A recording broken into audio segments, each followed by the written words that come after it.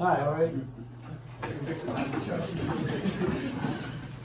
Pledge allegiance to the flag of the United States of America and to the republic for which it stands, one nation, under God, indivisible, with liberty and justice for all. God has given many gifts and abilities. It is my responsibility to use them and not waste them. My outlook on life is a choice, not a reaction. I will make my world a better place for myself and those around me. I will do my best not to make a comment that I didn't know. The only fair in my life is the gods in October and fair in the spring. The world is not a satellite of myself. I'll be a part of the solution, not part of the problem. Just because somebody calls me a tree doesn't make me wood. I will do my best because I expect your best. Stop being thinking about things that don't concern you. There's a chance I might get taken.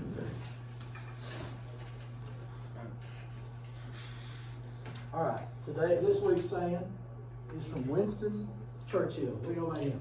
He was the British Prime Minister, World War II. He made a huge mistake as like the Secretary of the Navy or Secretary of War or whatever in England during World War I, and he bounced back and became one of the greatest leaders in world history. We won't have also a dog. Winston Churchill.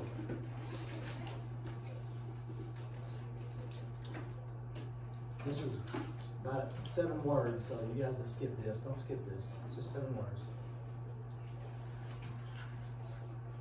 You can't leave, and I'm testifying it. He said, one cannot, I just can't say that. You can't leap a chasm. C-H-A-S-M. What's a chasm? Leap? Like jump. What's a chasm? Let's take a context clue. River. It's like a big gap, a big hole, a big crevice or something. You can't leap a chasm in 2 jumps. You can't jump a chasm in 2 jumps. You can't leap a chasm in 2 jumps. What's he saying? You can't jump and jump over. Don't go halfway Jump. and hope. Dude, put everything you got into it and see what happens. You know what I'm saying? You get one chance to do it. Don't just kind of halfway go. Put everything you got into it so you don't. Is that good? I can't jump. How you spell what? Jump in. Chasm? C-H-A-S-M.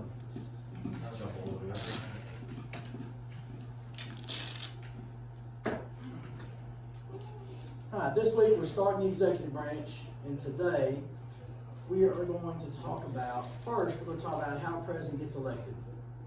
Then I'm going to give you 2 examples of some jacked up presidential elections. If you think this one's jacked up, there was one that was almost twice as bad, 150 years ago, and then there was one that just got messed up. So, jot some notes down here. I am going to give you a copy of it, but why do y'all have y'all writing? So it helps it go in your brain. The last election, little Christie's, as the kids would say, phone blew up the day after the election with old kids saying, I wish I'd have paid attention to Coach Ryle's class. What is happening? What is these electoral votes? What happened here? And they, later on, they wish they'd have paid attention here. So I'm using that as evidence that later on you might care about this. A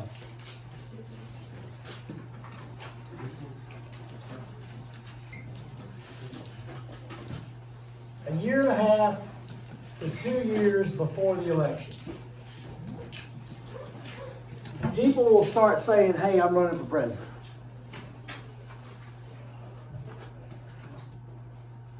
People will start to announce. Sometimes it's later, but for the most part, year and a half before the election, like the summer before election year, they'll start saying, hey, I'm running for president.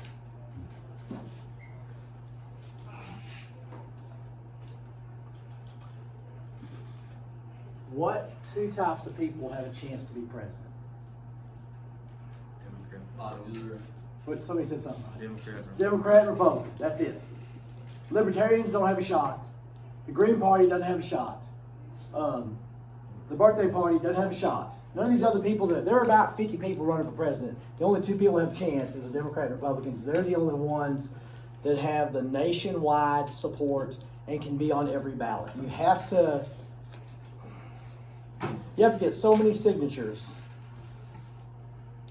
to get your name on the ballot, like proving that you're for real.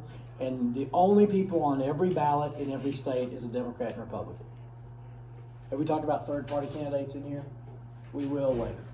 We will in a little bit. I want to get through this, and then we'll do it.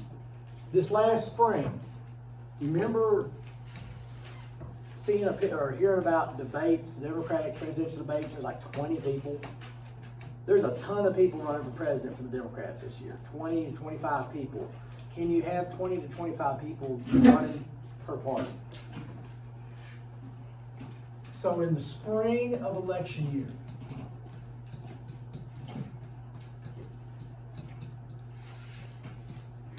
you're going to start having primary elections.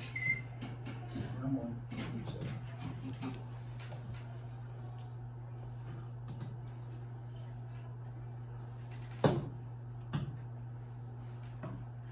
Yeah.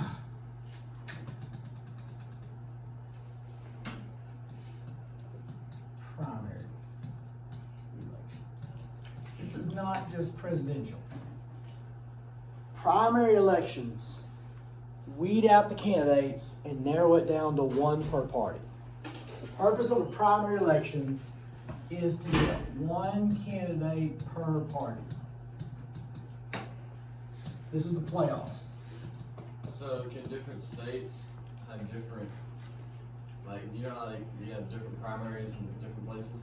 So can they elect like a different person? Yes, and they will.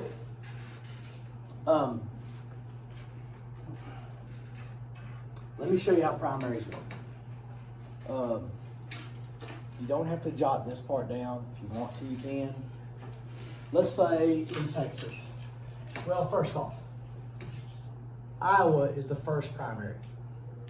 Have we talked about that one? Okay.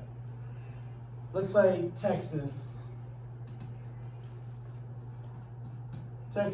Democratic primary election for president. Now you have Wise County Sheriff could have a primary election. If there's 4 Democrats and 3 Republicans running, you got to get it down to 1 per party.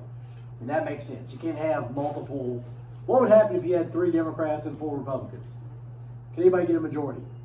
No, because they'd split all the votes. You got to get down to 1 per party. Texas Democratic Party primary, we got, let's see, Jay Ryle, and let's say Gracie Cav, and Cutler Jenkins, and Joe Gonzalez. All right. I'm an old white man. Should that matter? No.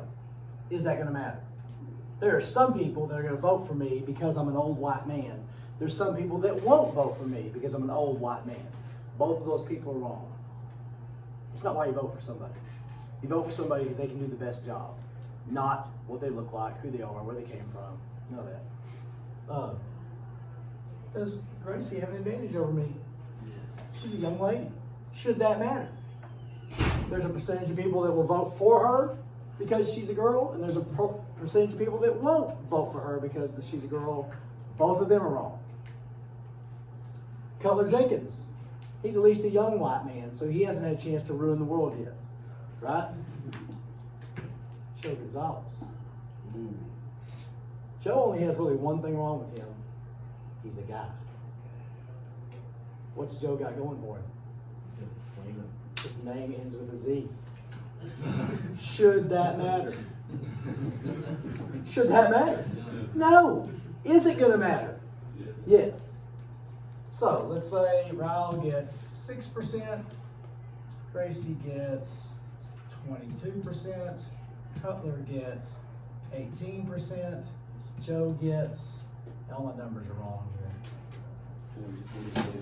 let's say 37, 28, and 23. That's close. Okay, I don't care about math, so. Godzilla, I'll be right. 23%. Okay. The next, what makes campaigns work is money.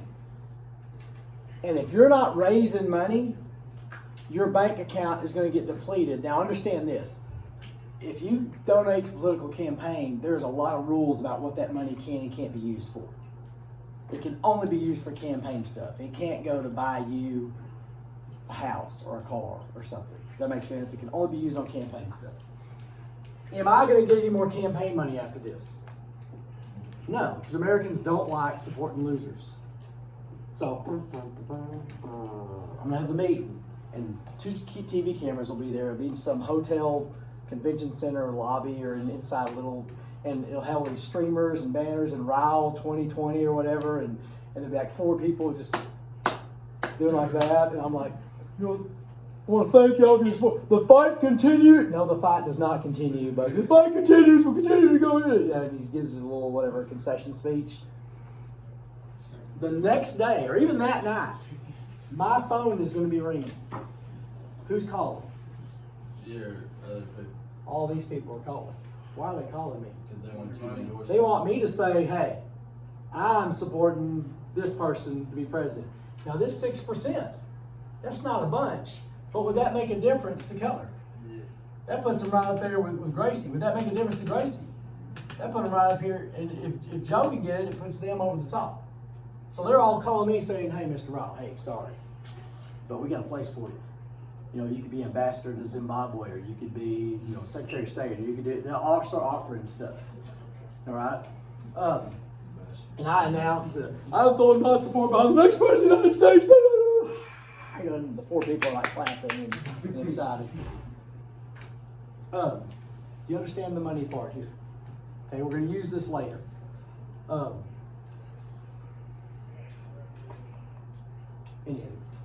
by the time we get to the middle of the spring, they spread them out throughout the whole spring. They're not all on one day. There is something called Super Tuesday. Remember hearing that last spring? It meant there was like 10 or 15 one day.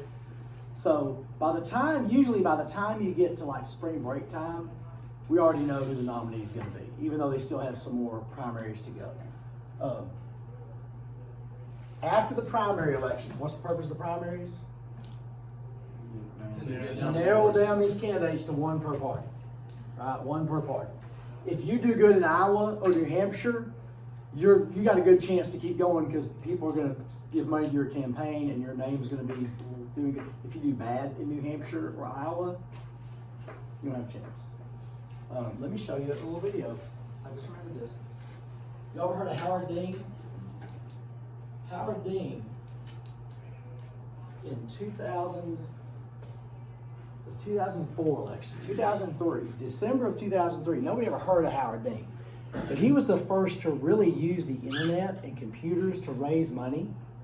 You know, click here to donate. And he had raised more money than any candidate in history, being some no-name.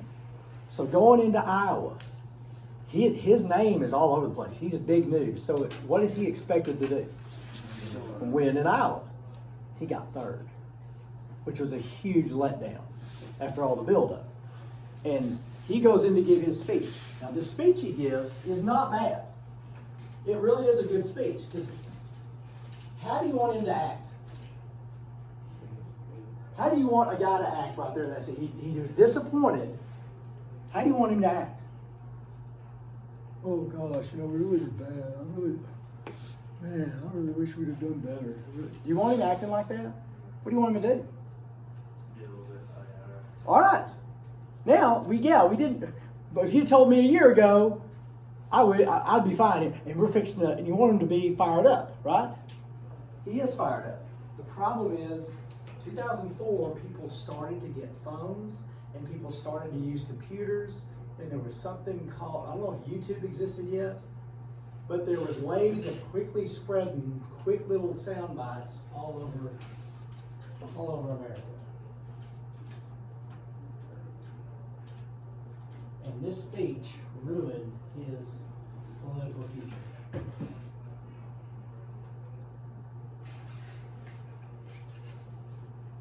Old Dominion puts together a winning performance with precision, a #1 ranking in claims prevention, and by going the distance to become #1 in customer satisfaction. Old Dominion, official freight carrier of Major League Baseball. You know something? You know something? If you had told us 1 year. Now this guy here is Tom Harkin. He's a big time senator from Iowa, and he very early jumped on the Howard Dean bandwagon. And I think he invented failed smile. You know what failed smile is? It's when you're stuck in a real awkward position and you're like, like that's failed smile. I think he invented that because he's like, just listen to what Howard Dean's saying, but watch Tom Harkin's face here. A year ago that we were going to come into Iowa, we would have given anything for that. And you know something? You know something?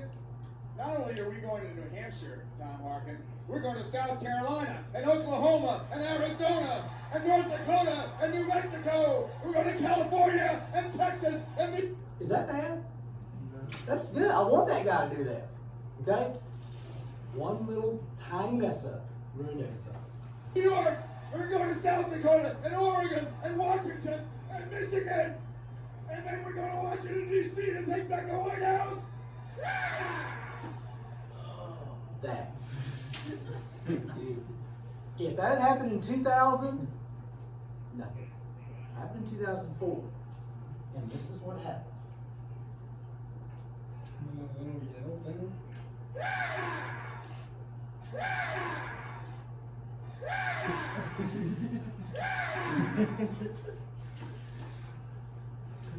And people looked at that and heard that and went, that is not a president.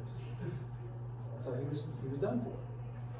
If he had run in 2000 or 96 or what, nothing. He might be president today, but no, he had to go, yeah! And everybody replayed that over and over and over and put it on a little loop, and that was it. So.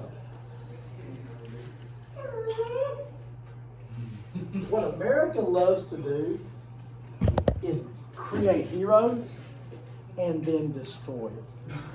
That's what we love to do. We love the coming out of nowhere, but then we love the destruction better. So, after these primaries, the spring of election year, then you have, you've got state party conventions.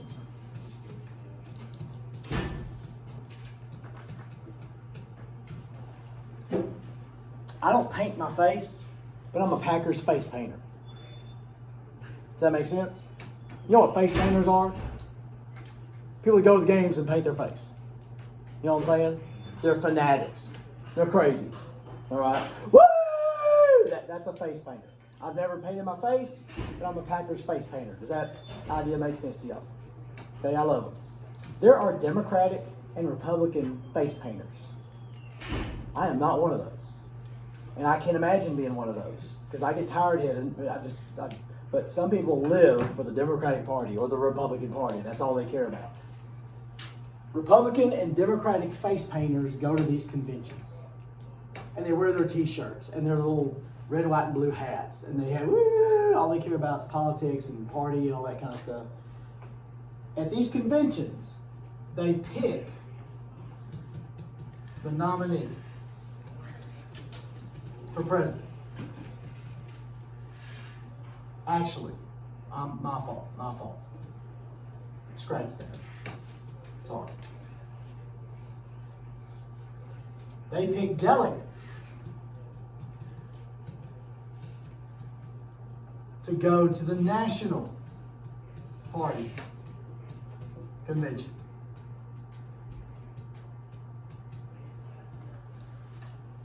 And these are the face painters of all face painters. Now, the people that go to this convention, it's based on the primary. So if there is 100 face painters going from the Democrats, 6 of them are going to be Ryle supporters. 28 of them are going to be Gracie supporters. You get the point. However you do in the primary means more delegates at the convention. Now, this is kind of a sham, because who are my delegates going for now? Whoever the nominee, whoever the final person is. But sometimes, in the past especially, but like in 2016, there was Bernie Sanders and Hillary Clinton, and they were still going to the convention not quite sure who was going to be the nominee. So however you do in the primaries determines how many delegates you get to party convention. At the national convention, that is where they pick the candidate.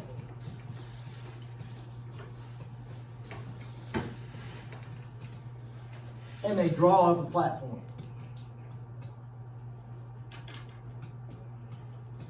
Pick a candidate, and I'll switch this. And they draw up a platform. Those are the two things you do at the National Party Convention. I'm so glad I will never be at a National Party Convention, ever. That would just be awful, horrible. What do they have? One of those little screen officers that put their hand over the head and they're, What's that? you know, when they're trying to vote for people, like when it's like a damn something, they put their hand over the head. Yes. I'm going to show y'all something here. Okay, I'm going to show you something. Let me explain what the platform is. What do you do? What do platforms do? There's a platform. What's its use? You stand on it. Okay? The party platform is what they stand for, what they want to accomplish, and what they believe in. So the party platform, what that party believes in, and what they want to accomplish.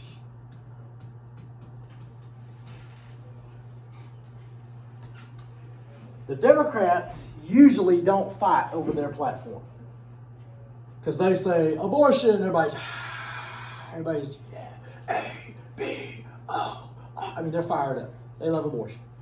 The Republicans fight about abortion, because there's some Republicans are anti-abortion, some Republicans are pro-abortion. They never say pro-abortion. What do they always say? Pro-choice. Why don't you just call pro-abortion? If you're pro-abortion, say I'm pro-abortion. But some people do. But some people say, oh, I'm pro-choice. Well, that means you're pro-abortion, so go ahead. I'm anti-abortion. I'm not afraid. I'm anti-choice. I am anti-choice. You made the choice first. Anyway, you can't say that, Coach Ryle. I just did. I might get fired for it someday, but I'll take that. When I'm standing in front of God, I'm saying, yeah, I said anti-abortion. I'm anti-abortion. He said, okay, good. You lost it. I lost a job. Big deal. So anyway, let me show you a little bit of them drawing up the platform. This is kind of funny. This is the Democrats in 2000, maybe 8, maybe 12. I don't think it was 16. But they were having a lot of y'all done parliamentary procedure before. And there's two ways to vote doing parliamentary procedure.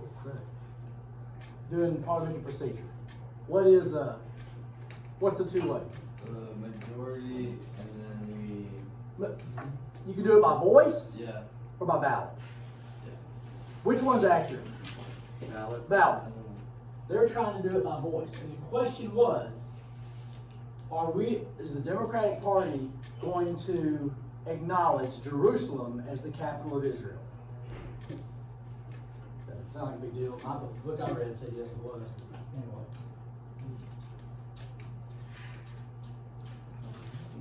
It's again, Coach Ryan, you can't do that. Still, what am I talking about? Do you see Trump made headlines for saying he's non-denominational? Yes. Yeah. No, I heard that. I didn't keep this. It's 2004. Introducing TiVo Stream 4K. All your favorite entertainment, live or streaming, on one screen. TiVo Stream. You're having trouble. I had to go to somebody from Texas. Bill Clinton is a man who often goes off script, but rarely off message. That wasn't the case with some of the Democratic delegates. Before his speech, they voted to change their party platform to include language supporting Israel, with Jerusalem as its undivided capital. This is what happened next. The matter requires a 2/3 vote in the affirmative. All those delegates in favor say aye. All those delegates opposed, say no. In the opinion of the, Who won? Two-thirds. And that he's flustered because they planned on this being just a, all right, move on. And listen to the way the guy goes, all those delegates opposed, say no. In the opinion of the, let me do that again. All of those delegates in favor say aye. All those delegates opposed say no.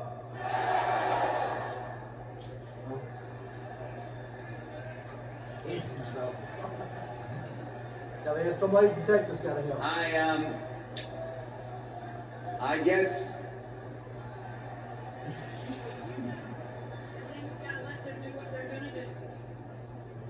I'll do that one more time. All those delegates in favor say aye. All those delegates opposed say no. In the opinion of the chair, 2/3 have voted in the affirmative. The motion is adopted, and the platform has been amended as shown on. So, they planned, they were gonna have it go that way all along, but, all right, so let's draw up the platform. So the platform kind of makes sense. It's what they believe in, what they want to accomplish, and both parties will have this, all right? Even, I thought the no's were louder. You can't do that more than once, because you've lost control once you let it get past that, because then everybody gets, and then some Yankee like me is going to yell loud for both of them just to screw them all. After we go through this is the National Party Convention is in late summer. So like they had that like in September, August. Then you get to the actual campaign.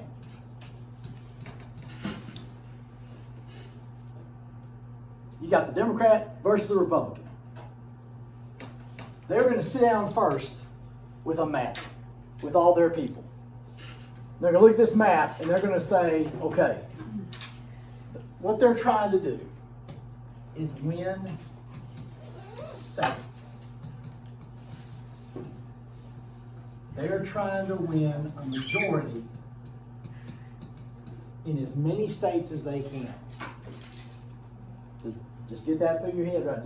Don't worry about winning the popular vote. They want to win states. Okay? As a football coach, I never talk about winning a championship. We talk about winning this game. We got to win this game. We got to win this game. Does that make sense? It's not the season, it's the game. So each game, we got to win each game. So you look at the map, and you look at poll numbers, and you say, okay, we're going to win this state. We're not going to win this state. So you don't spend money there. You don't campaign in the states you're going to win or the states you're going to lose. Does that make sense? You're already, if you're up by 10, 15 points in this state, there's no need to waste money there. If you're down by 10, 15 points in this state, there's no need to go there. Where you go to is the states that are up for grabs. States that are close to 50-50. Does that make sense? And when I say you're trying to win states, you're trying to get 270 electoral votes.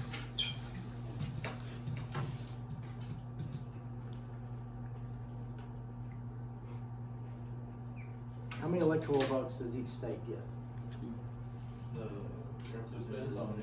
Number of senators and reps.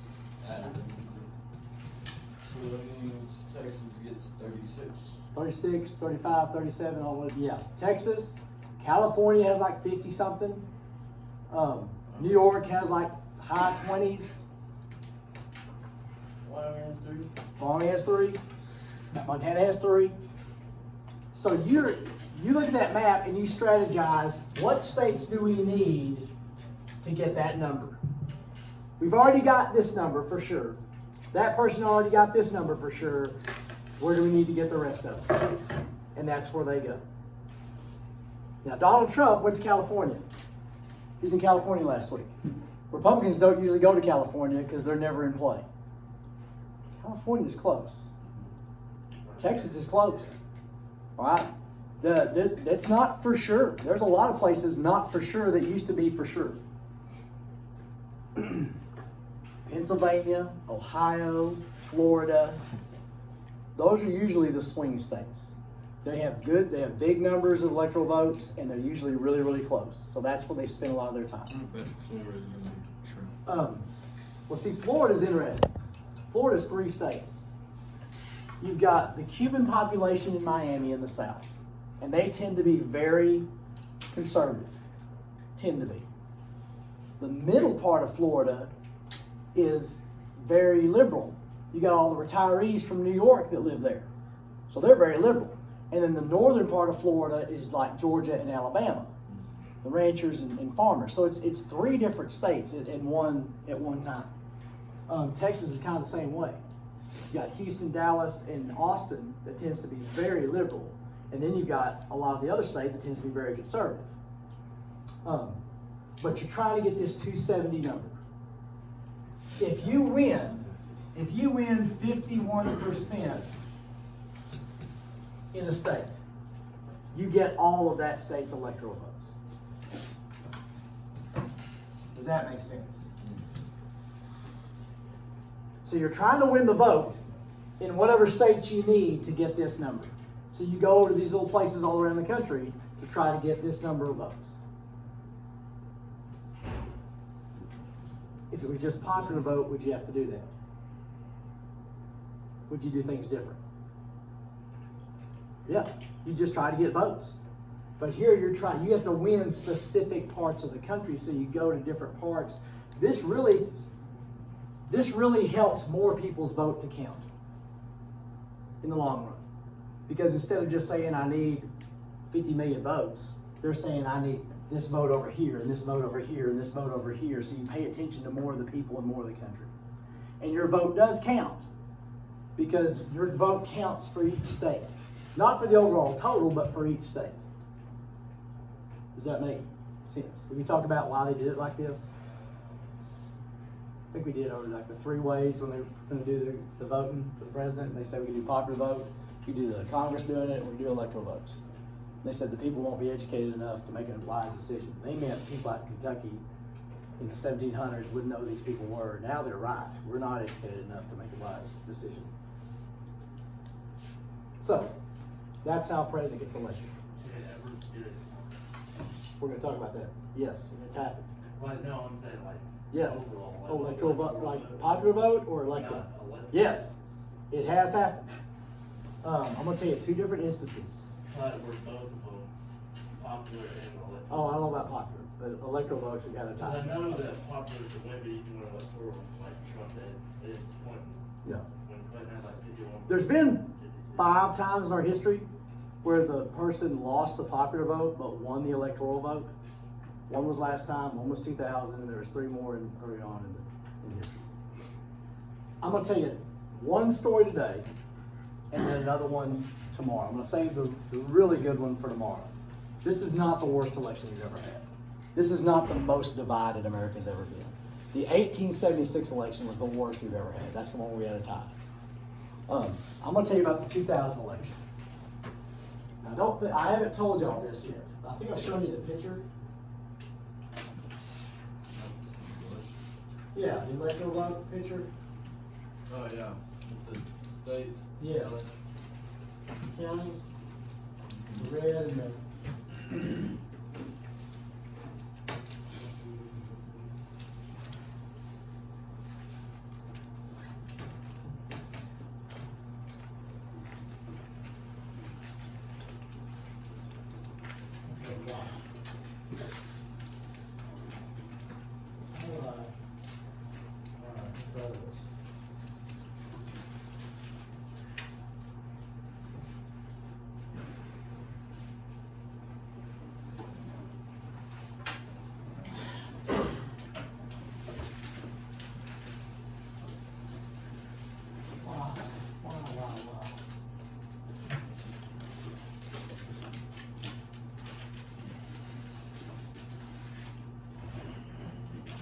That's not great, but maybe you can kind of see that.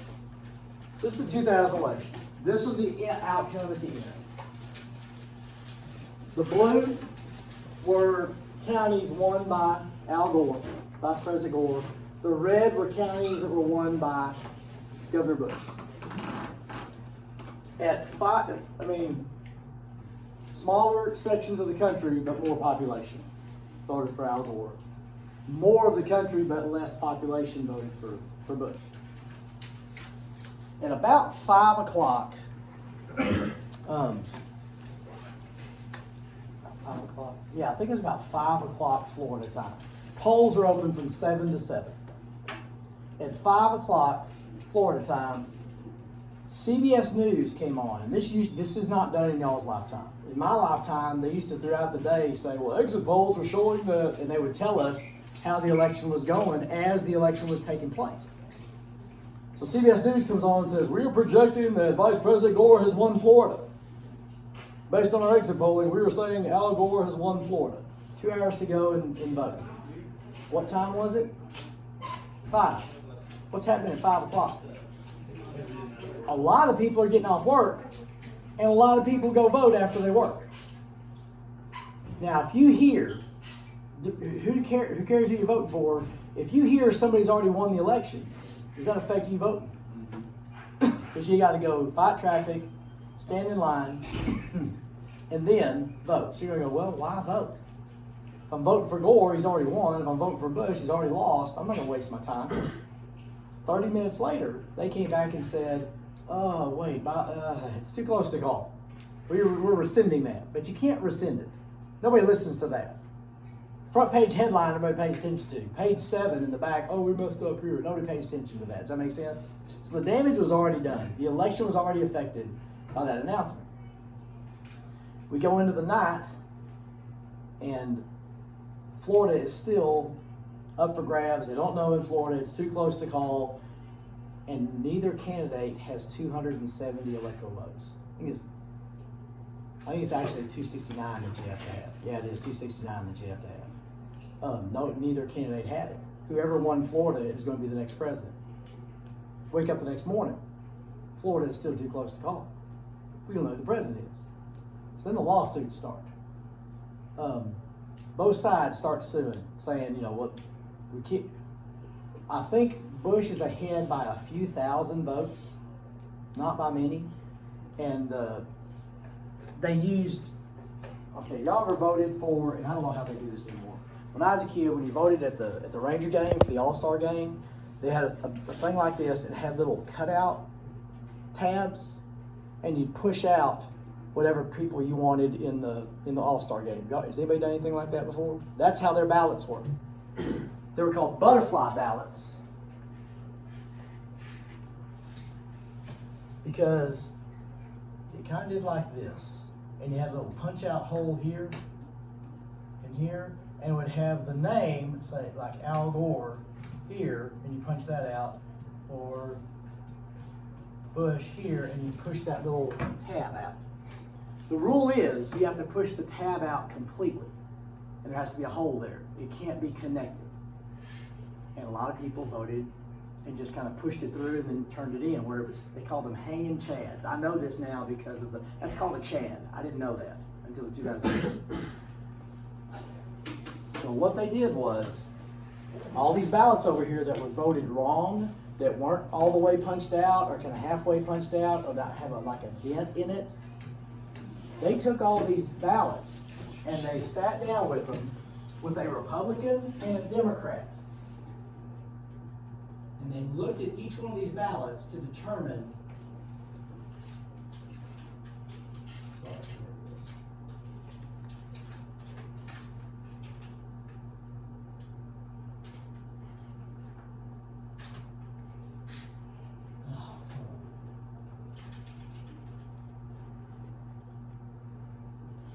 That. That was the better picture. That was the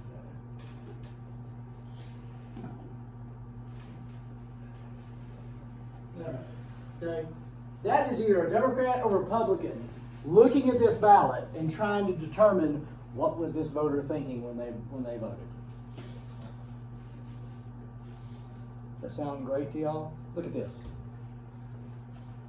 And they kept counting and kept counting. Now, if we're having an election, there's a need to be a day when it's over. Every state by law has a date where the election has to be finished. We are certifying this election or else it doesn't count. So it was like 2 weeks, maybe 1 week or 2 weeks into this. We still didn't know who the president is. The Secretary of State of Florida comes out and says, today is the last day of this election. Today it has to be certified. And as the Secretary of State, let me tell you, the Secretary of State of a state is in charge of paperwork. They don't deal with foreign countries. They actually deal with voting and ballots and all that kind of stuff. And I think her name was Kathleen Harris. She said, all counts are over. George Bush has won Florida by a count of whatever to whatever. So George Bush is now the president of the United States, where the Democrats sue. It goes to the Florida Supreme Court. Florida Supreme Court gives them more time. Even though, and I take the party out and the name out. Okay? Don't worry about Gore or Bush. There's a date where the election has to be over. By law, a law has been passed in Florida saying, here's the date. The Supreme Court of Florida came in and says, we're going to change that date. How do you feel about that? Is that okay? Can the judicial branch rewrite a law? No. But they did. Then the Republicans sued, took it to the Supreme Court. Supreme Court looked at it, and they said that is unconstitutional. The Supreme Court cannot do that. Therefore, President Bush won the election. Now here's the problem. I tell you all that the Supreme Court and the judicial branch has really over history been the most mature branch and the least political. They don't discuss things, they discuss things, but they don't negotiate with each other or try to persuade each other. But this time, this vote came out 5-4. And the 5 people that voted that was unconstitutional were all put there by conservative Republican presidents. The 4 that voted, no, we can do that, that can be done, were put there by liberal Democratic presidents.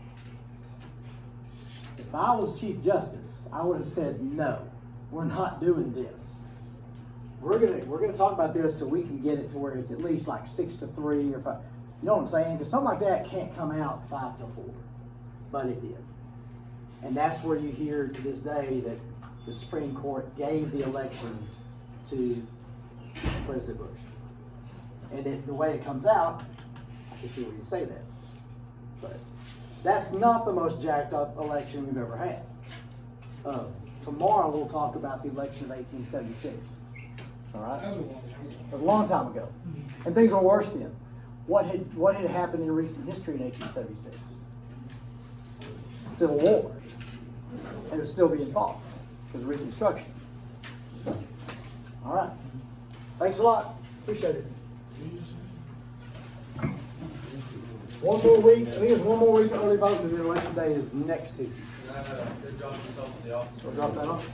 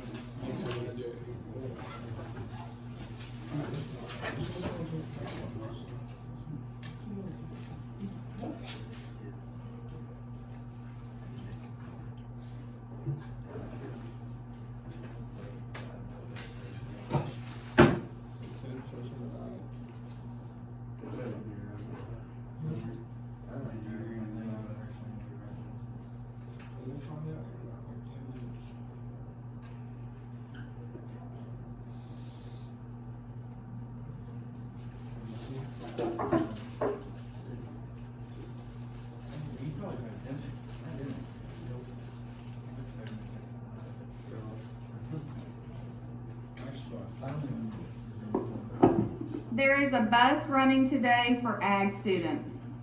Oh, It is shit, in I thought front. we were walking the cold.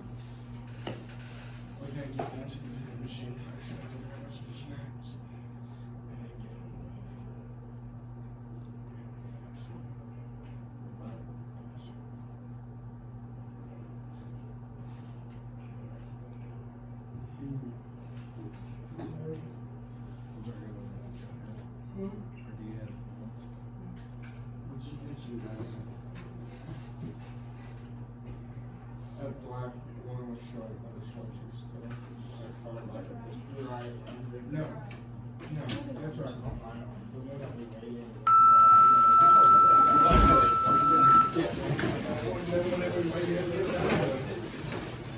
Y'all have a good day. And in black plate.